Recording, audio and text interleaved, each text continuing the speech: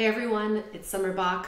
Welcome to Guts and Glory. Today's episode is really exciting. I interviewed JJ Virgin earlier today and we had a great conversation. She talked a lot about her new cookbook, the Sugar Impact Diet Cookbook, which actually has some of the best recipes I have seen in a cookbook. I mean, it's one of the only cookbooks that I've gone through and I can actually not have to substitute anything. So I thought this would be a really great resource for all of you. And it also discusses a diet for athletes that is more sustainable than paleo. We also talk about women and specifically what's good for them to eat. And we talk about, is coconut sugar good for you or not? And then you're also going to get a sneak peek into my pantry. And I think you're going to be really, really shocked at what you see. I don't want to divulge it, but I will tell you there is some major junk food in there. So I think you're going to really enjoy this episode. You like my new mountain biking shirt. Just got good done mountain biking with this new fancy little shirt. I love it. All right, you guys. Well, I just wanted to give you that quick heads up about what to expect, and I hope that you enjoy this week's podcast. All right, we'll see you there. So let's see. Let me just kind of get something set up here. There. And how is your business going? Business is good. We are really working on automating a lot more of our launches. Yes. And my list has been growing nonstop. So yay, good. Yeah, we looked at something the other day and we had like 2,000 new subscribers in like 5 days. Wow. And do you know why? Yeah, Terry Walls posted something on her Facebook page. Wow, awesome. We were like, all right, Terry. Thank you. Let's talk. So things are going really, really well this year. So. I'm not surprised. It's fun. I love this podcast. So I'm gonna just to let you know, I'm gonna talk a little bit. What the thing that has made the biggest impact during this podcast is when I actually talk about myself and really share any of the struggles I'm currently having or have had. And so I'm probably just gonna ask you a little bit about Sugar Impact in terms of me, so that people can kind of hear directly. I'll be like, okay, this is the things I eat. What do I need to change or whatever? And we'll just kind of do impromptu coaching for me, and then people will get it. Cool. And how long is this for? We usually do 45 minutes. Do you have that? I do. I am good. Thank you. Awesome. All right. I am good to go here. I'm supposed to clap. I broke my finger. I'm going to try to keep it down here.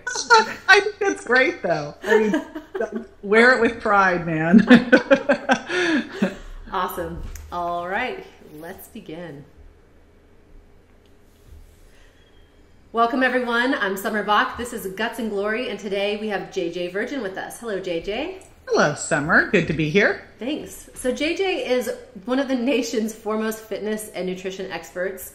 She is an accomplished public speaker and media personality, and her 25 years in the health and fitness industry, as well as 10 in holistic nutrition and functional medicine, have earned JJ recognition as the go-to weight loss expert who can unlock the door to lifelong weight management through her sensible, no-fail approach to nutrition and fitness.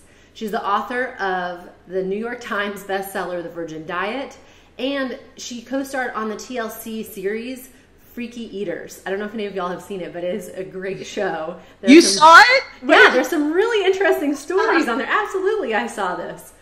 And then you have a new book out, The Sugar Impact Diet, as well as the Sugar Impact Diet Cookbook, which I'm really excited to talk about today. And so welcome, JJ. I'm really glad you're here.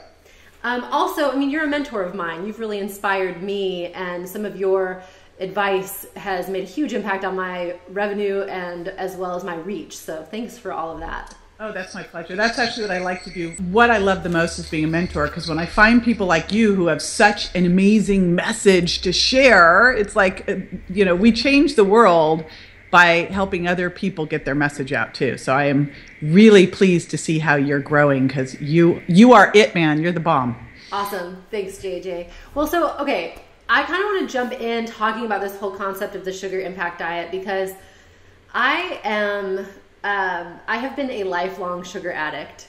I actually, I work in this industry. I help people with, their gut health and things like that. We talk about addiction. We talk about sugar. all of this. And I've, over the years really transformed everything that I'm personally eating to where I don't do the refined stuff, and I, for the most part, eat what I would consider probably one of the cleanest diets of anybody I know. Mm-hmm. However,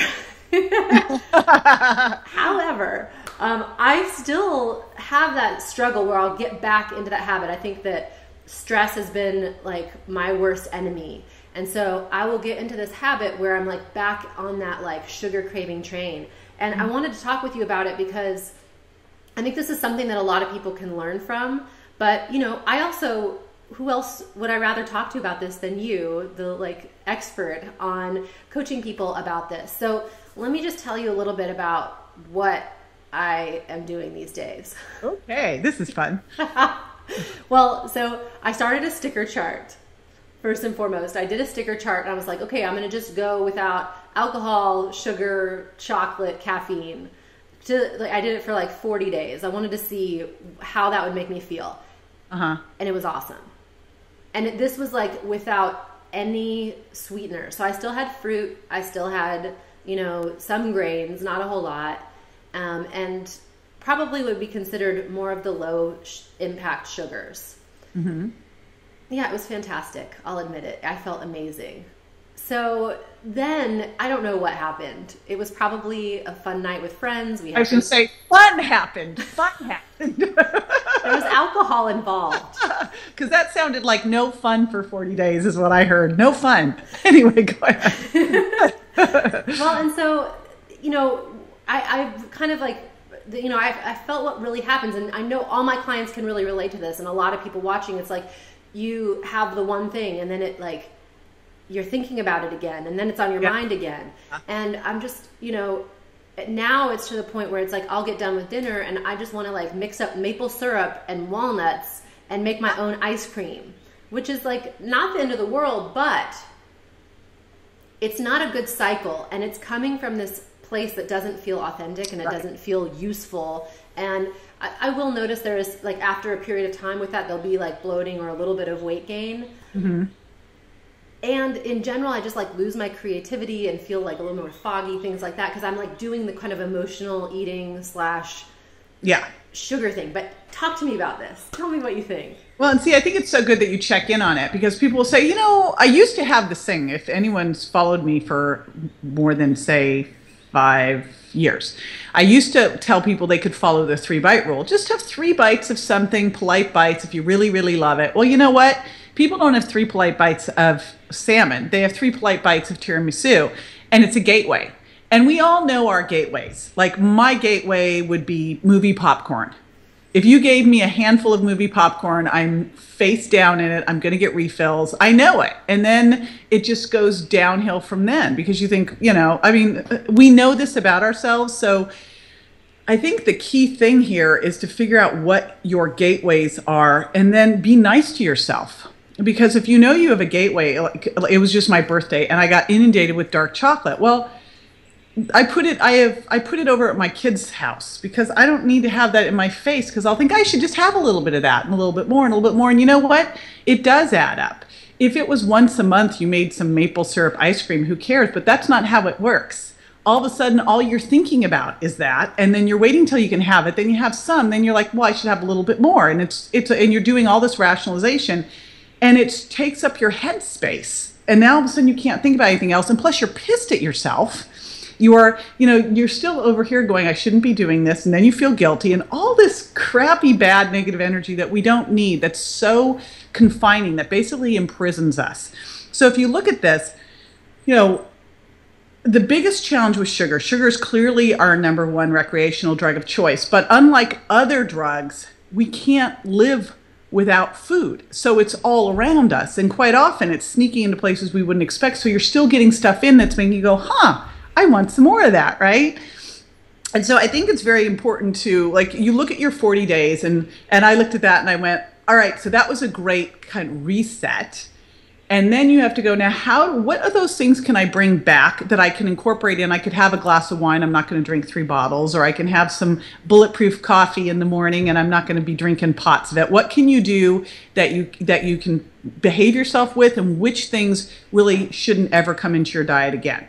because if they do, it's going to set you off on that trigger response, right? And I think that's what you've learned, because the minute I taste certain things, I'm sniffing around again, and I just don't want to deal with that. I also have learned never to bring the enemy into the house. Like, there is no way I would ever, and I've done this, like popcorn and coconut oil and grass-fed butter and sea salt. I'm a train wreck, and I will literally continue to make more and more and more. I had to throw the kernels out in the trash and cover them, right? So, I mean, it's like bad Seinfeld episode. So I think it's so important to really know yourself and understand. And when we talk about it as an addiction, I think it really changes the game.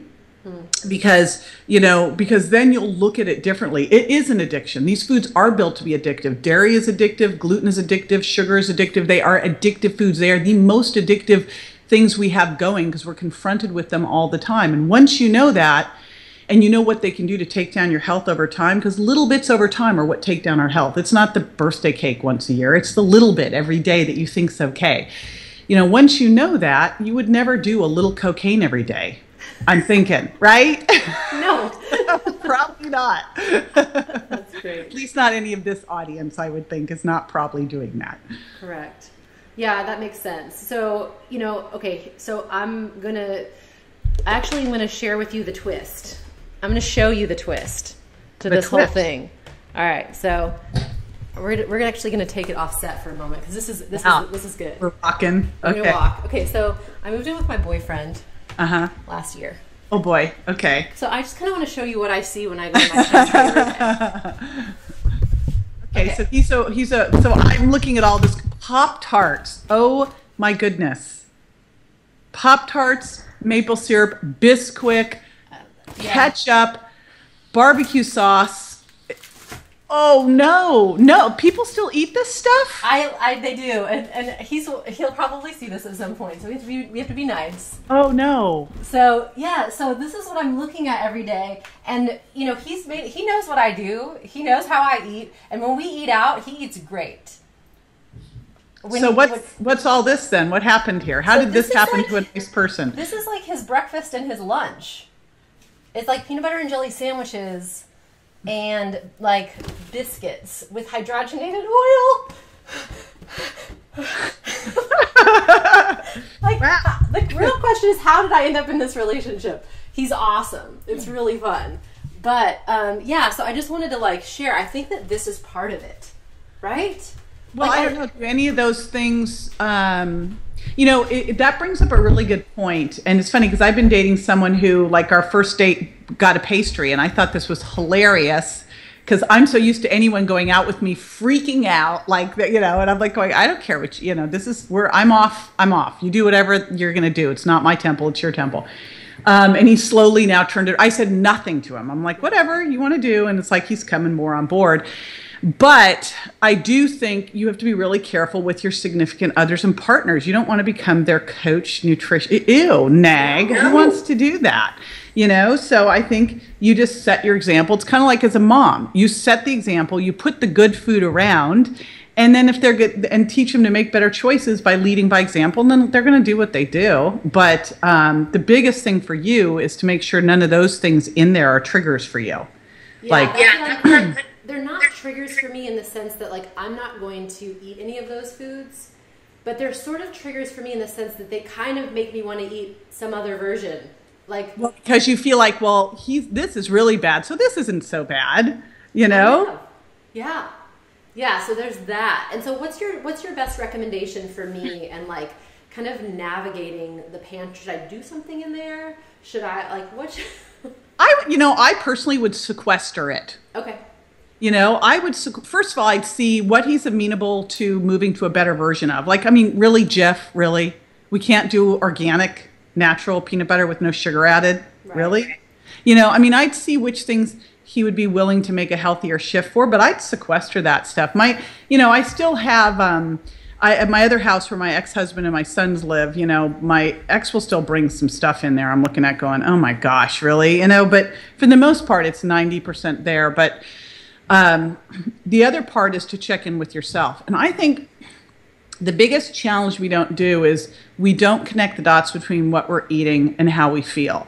And whenever you feel like you're swaying off track, I mean, if you look at people who are successful on any type of program, the number one thing they do is write their goals down, 40% more likely to achieve them. Number two, share them with others, now 80% more likely. So it's great to have an accountability partner, even us. And then you journal. I mean, people who journal have twice the success on a program than people that don't, because you know the reality and the truth, and you highlight the medium and high sugar impact foods, and then each day you check in with how you feel. How's your energy? How's your gas and bloating? I mean, you know better than anyone what this stuff does to your gut microbiome. It just basically feeds all the bad critters in there. So you start to check in, because when you're feeling really good and then you go do something that's even moderately icky, like maple syrup or ketchup, or most of that stuff to me is so bad that I can't say it's moderately, but you know how you feel immediately, because you go from feeling really great to all of a sudden going, wow, I have a headache, my energy just went down, I just got bloated, my fingers are swollen, and you're so much more in tune with that. And that's how I would treat it, because this is the biggest difference between, say, being a drug addict, like whatever drugs are out there, versus a food addict. Is food's always going to be all around us. You're going to go to restaurants, there's going to be choices, and it's really learning how to sit around those things and not make yourself get tempted by it. It's being able to go to a dinner and say, well, everybody else ate like crap, I ate really good, so I'll have that dessert, right? Right. And if you do decide to have the dessert, also letting yourself have the dessert, check in with how you feel, and not kick your own butt about it too. Because, this isn't like never have any of these things again either and become a weirdo about food, right?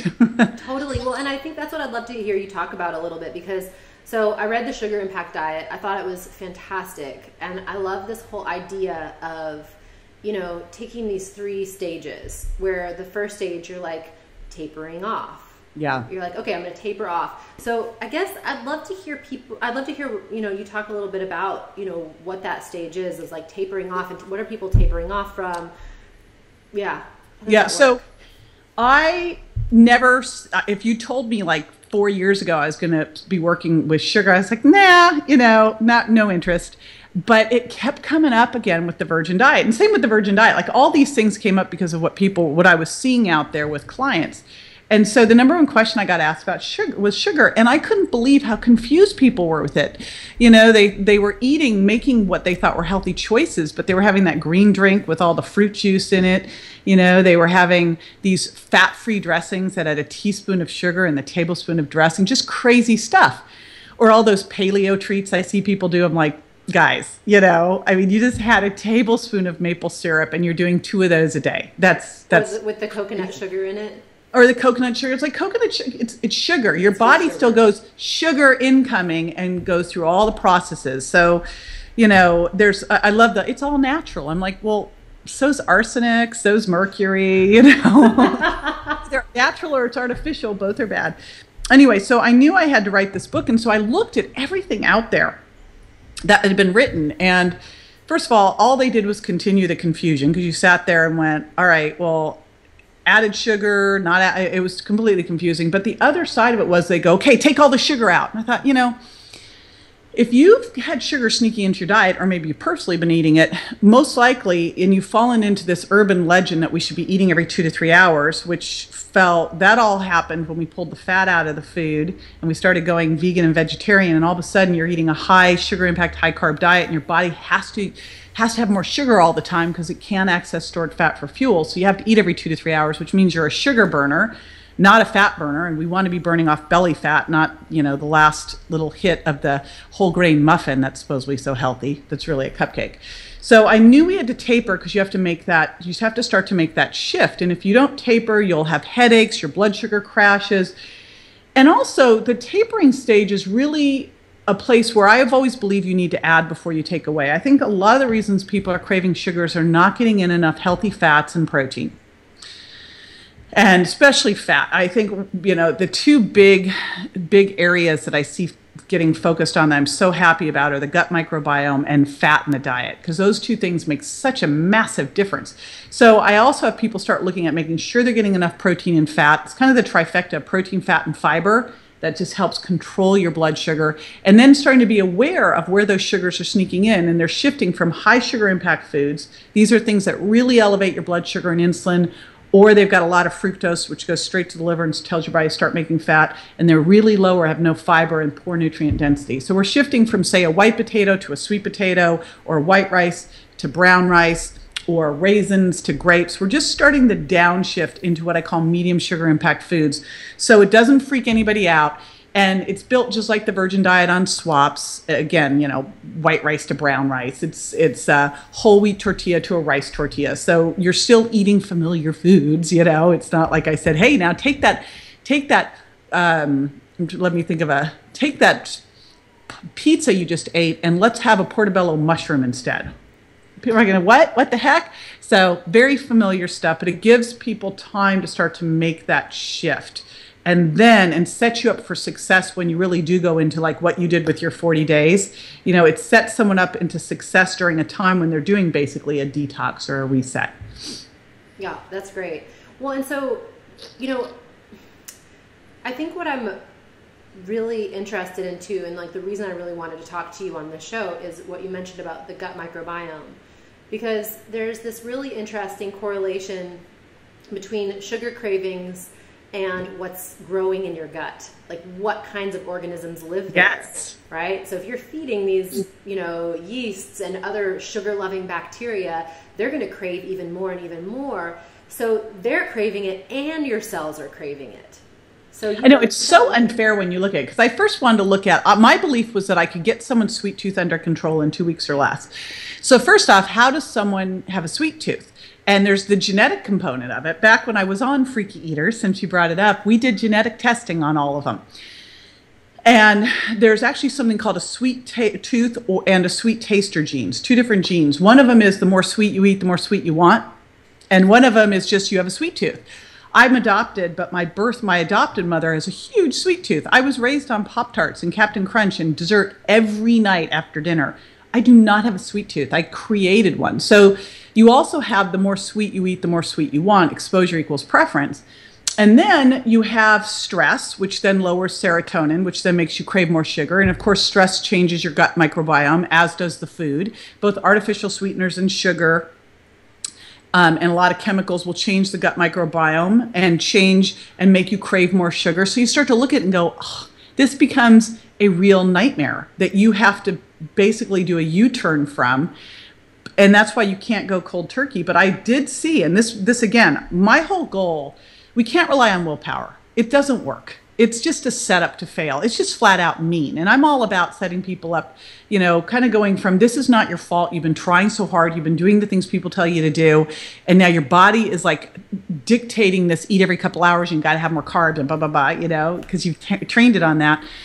And so you really got to do a taper down, a shift on all of this. But I found with 700 people who initially went through it, that the number one thing that they said after 2 weeks, the average person lost 10 pounds. They lost 2 inches off their waist. But that was not what I set out to do, because that doesn't matter unless you can turn around your sweet tooth and change your willpower. And that was what they told me. After 2 weeks, sweet food just tasted gross. And they started to realize how much sugar was in things. And I mean, I noticed that myself. Here I thought I was really good at all this stuff, and where I didn't realize it was sneaking in so much was I wasn't so careful with sauces and stuff at restaurants. And then all of a sudden you start to be very hyper vigilant, and then you taste the things again and you're like, oh, this is just disgusting. I mean, it's disgusting what they will put on things, right? Yeah, it's amazing how your taste buds actually change. Yeah.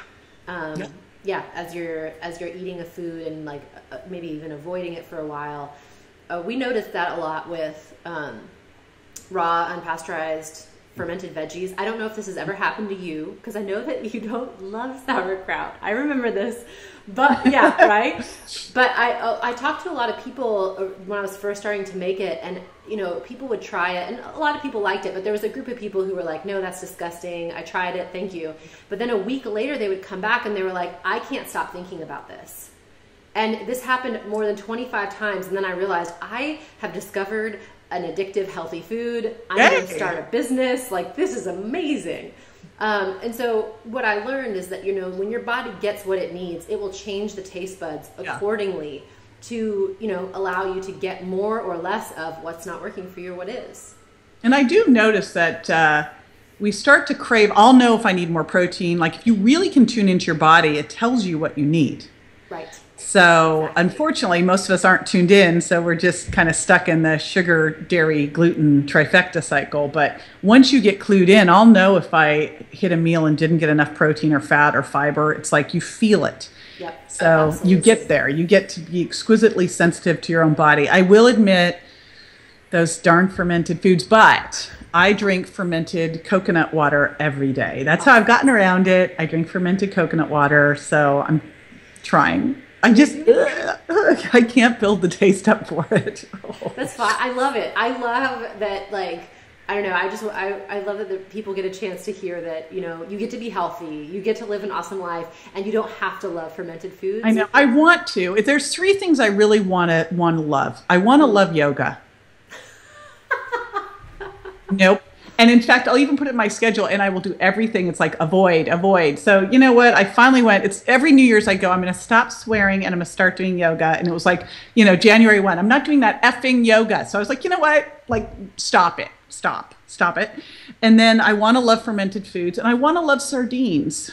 Oh, wow. I want to, but maybe next life. Maybe next life. Stick with some wild salmon for now. Yeah, exactly. Well, okay, so before we go on, I have a few more questions about your cookbook and things, but I want you, when we were talking at the very beginning, you mentioned that you have a webinar coming up. Can you share a little bit about that? I'm really curious. A live cast. It ain't a webinar. This is a party. So this is, to me, the most fun thing that I get to do. And what I'm doing is I'm going into a live cast studio. We do this, it's live. And I have Sarah Godfrey, Dr. Sarah, and I have Cynthia Pasquella, and I have Dr. Alan Christensen, I have Dr. Stephen Masley, and Shalene Johnson, all coming in. And what we're doing, and then Mike Koenigs is my Ryan Seacrest. And what we do is we go through, I'm going to teach a little bit on the program. We have all of these cool raffles, like Thrive Market's doing a big giveaway. I love Thrive Market. We've got So Delicious doing a giveaway. So we have fun raffles all throughout. We take live chat. So everybody's on there doing live chat and asking questions, and we're doing shout outs to people, and we're cooking. So we're going to go in there and show, I've got like amazing desserts that we're cooking and main courses, all sorts of fun stuff that kind of go with each person's vibe. Like Dr. Stephen Masley is the 30-day heart tune-up. So we're doing something on like heart healthy stuff. I mean, in reality, it all is, but we're angling it that way. And Cynthia and I are doing desserts. Because she's so sweet, but that's what we're doing, and it's total fun, and pretty much my favorite. It's my favorite thing to do now. It's one that I've done now 2 of them, and they're just a riot. The stuff, because it's live, so it's kind of like wild stuff's going on. Like last time, I'm trying to cook, and there's not things there, and people are running them onto the set, and stuff's flying, and it's just fun. I love it. Well, and so that's just going to give people an opportunity to watch some of this in action. Yes, and get some great tips, great recipes, have fun, get their questions asked, win some prizes. And so it's a blast, and easy enough to sign up, and when you sign up you get free gifts to begin with. So I've always tried to put as much stuff out there so that there is no excuse as to why someone can't do this stuff. Like, I don't want them to say there was lack of information or they couldn't afford it. We all know it costs less to eat healthy, not more. So that urban legends, like all that stuff you showed, you revealed in your pantry, that's the expensive stuff. The lentils and the quinoa and the broccoli and the kale and the blueberries are not the expensive stuff. Let's be real. It's the Pop-Tarts and the Bisquick and the Aunt Jemima syrup. So, well, and it's expensive on your medical bill. Yeah, and it's like you pay it now or you pay it later. But I actually did. I went to the grocery store and I made 2 carts, one of like the way I eat and one of the way an average normal family trying to eat healthy eats. Yeah. And my cart was $38 less. Wow. And it wasn't like I was trying. I just went, I bought the stuff I would buy, like grass-fed beef and wild salmon. And and so I spent more on some things, but a lot less on most things. And it all evens out. And I think people, what they'll do is they'll go, well, wild salmon, and they'll freak. But when you really go through it all, I mean, first off, Costco now has wild salmon. But when you go through it all evens out into your favor. Plus you feel so much better and you're not sick, and there's all that long-term stuff.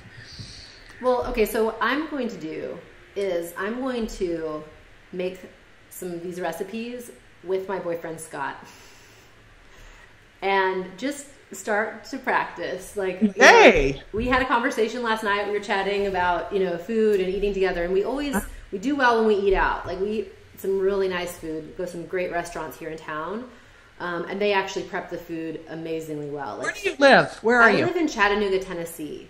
Oh, who knew? I know. Actually, Donna Gates, her family lived here for a while. It's really funny. We have a Chattanooga connection. But, I mean, I think the big thing is like needing to cook food at home and needing to still have some carbs in it. Like, that balance needs to be there.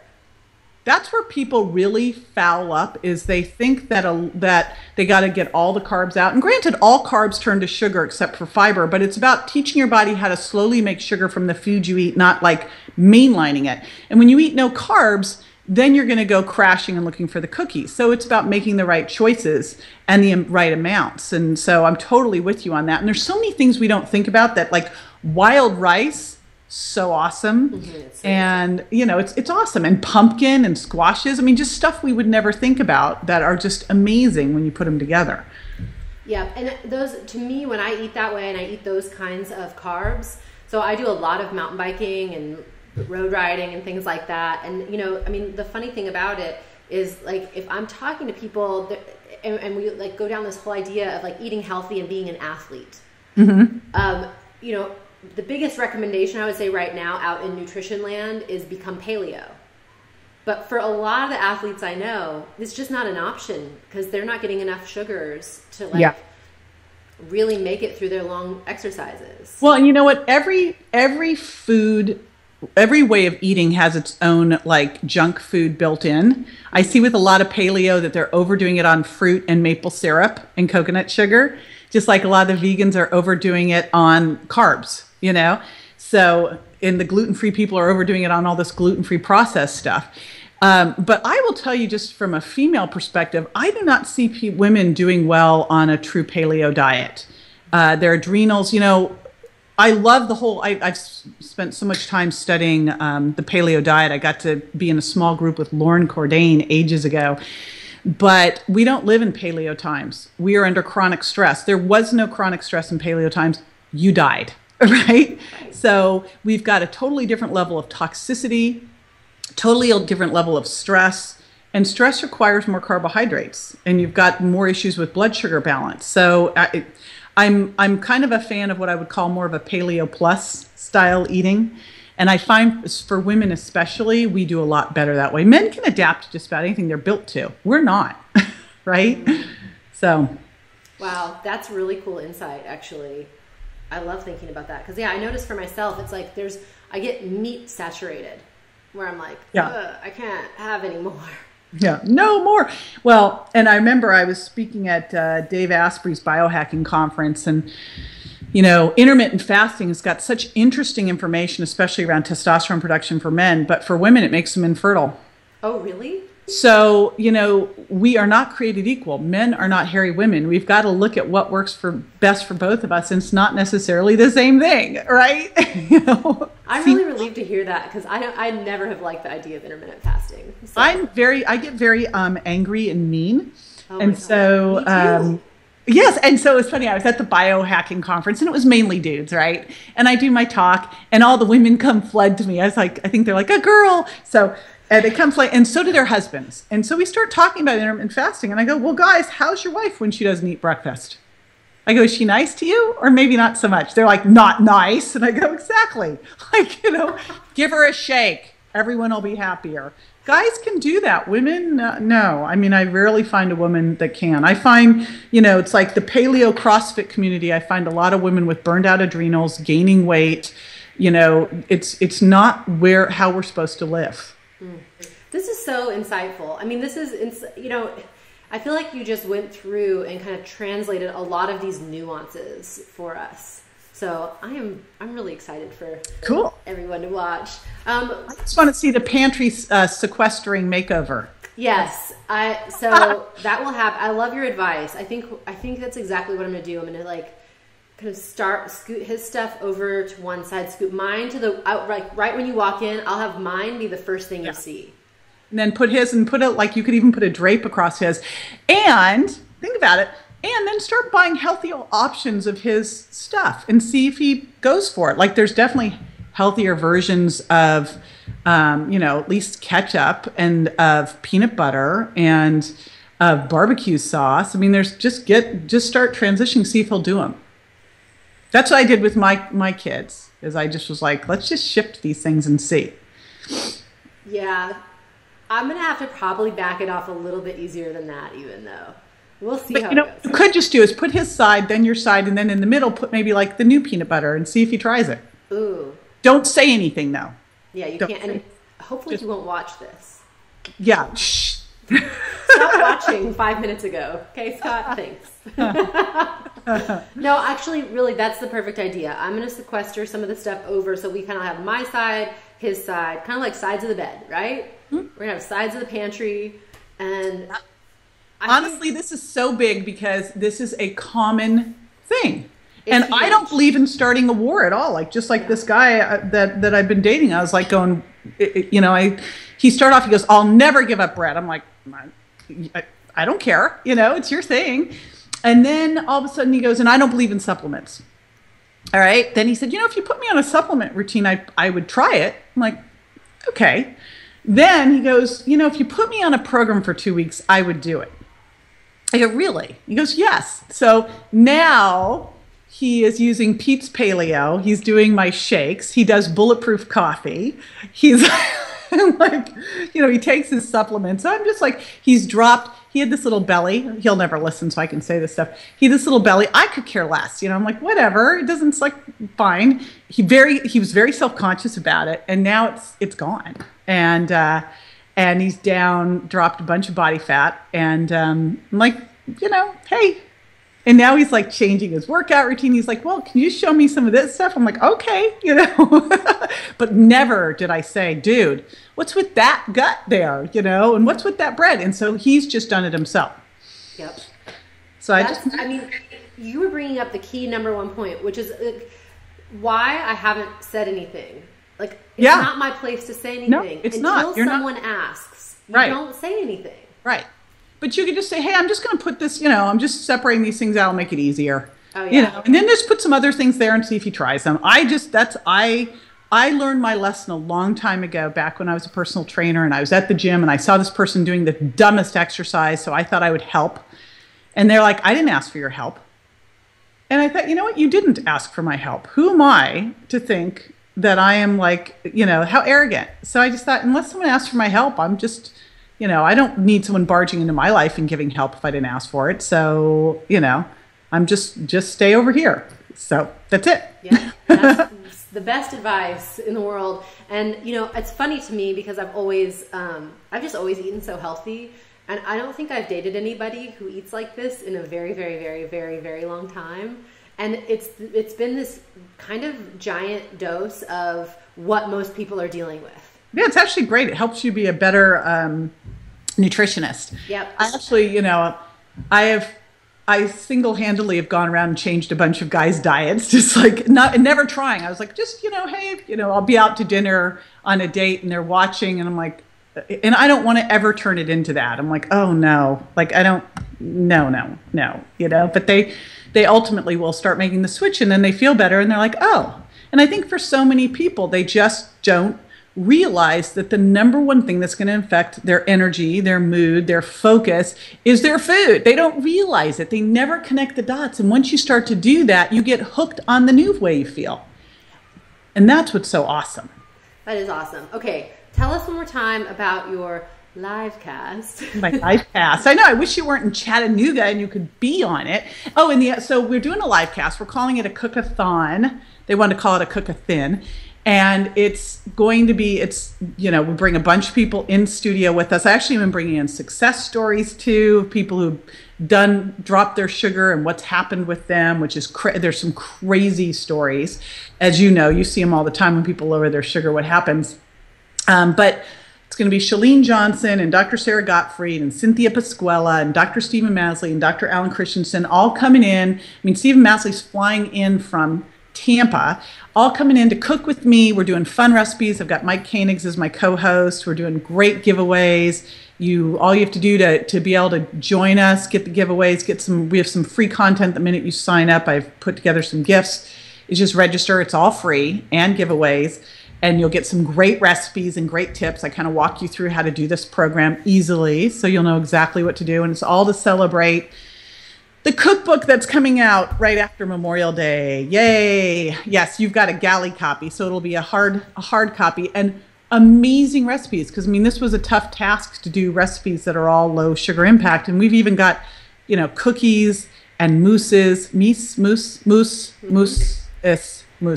We've got mousse and cookies and pumpkin bread. I mean, crazy stuff in there that is amazing. Lemon cookies that are to die for. I mean, just delicious stuff. That's why I'm excited for you guys to cook from it, because you won't miss it. I mean, this is an easy way to cook. Not, I don't like big complicated things. I'm busy.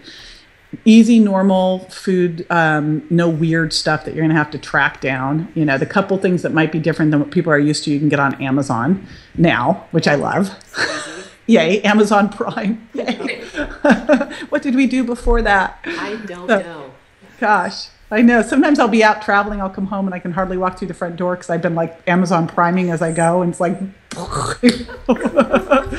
Well, I have to say, this is the first cookbook that I have seen where I can go through and I don't have to do substitutions. Yay! Right on. And there's no gluten substitutions, there's no dairy substitutions, there's no sugar substitutions. It is so easy, and all of the recipes are they're simple, they're fresh. Like I'm really excited. Seriously, this is a great thing. What your favorite is. I will. I'll let you know. I mean, we're gonna test it out here in the kitchen. We're gonna do this like a few times a week. It's the new plan. Awesome. I love it. As of last night. Take some pictures so I can share them on Facebook. I will. Absolutely. All right. Well, JJ, thank you so much for being here. Thanks for the advice. I really appreciate it. And I want to see those photos. Excellent. I will send photos. I will post photos about what happens in the pantry. But also, everyone, go check out this amazing live cast that JJ is doing.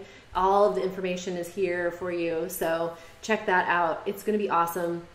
I have seen your other live casts, and they are incredibly entertaining. I know, they're so fun. It's like Mike says, it's kind of like watching a train wreck. You never know what's going to show up. And you can, if you're going, I don't know if I can make it, you can tune in on your phone. So, we have people carrying us around on the phone all day. That's what I did. That's what made it possible, because I couldn't go sit in front of the computer. So I just had it on my phone. I was listening to it. I'd pull it out and look at it when I could. But you and Mike together are a fantastic team. Hilarious. And I really recommend that everybody go check out this show. It's going to be awesome. Thank you. All right, JJ. Thanks so much for being here. Everyone, this is Summer Bach and JJ Virgin signing out.